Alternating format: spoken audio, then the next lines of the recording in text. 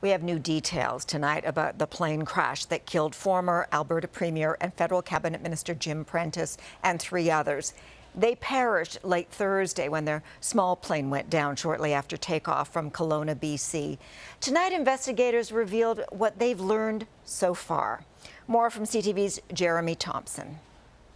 Just a few kilometers from where the Cessna Citation plowed into the ground, investigators revealed there was no black box on board and no emergency calls went out just before the crash.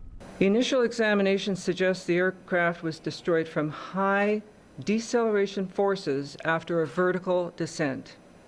There were no emergency or distress calls made. These pictures released today show what's left of the small plane, but officials cautioned not to draw any conclusions as to the cause.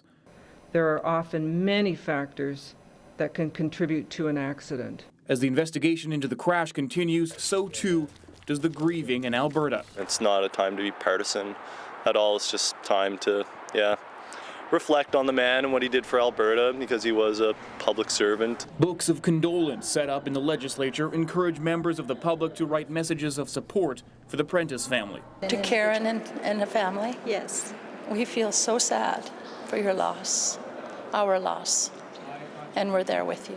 In Calgary, flowers and cards have been placed outside the Prentice home.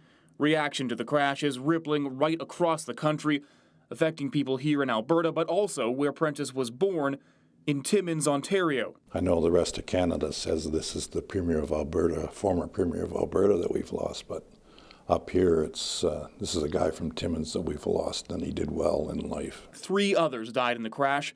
Prentice's daughter's father-in-law, Ken Galatly, was on the plane, along with friend and businessman Sheldon Reed. The pilot, Jim Kruk, a retired RCMP officer from Airdrie, was an experienced flyer. Investigators say the remains of all 4 victims are still on the site while the coroner's office completes its investigation.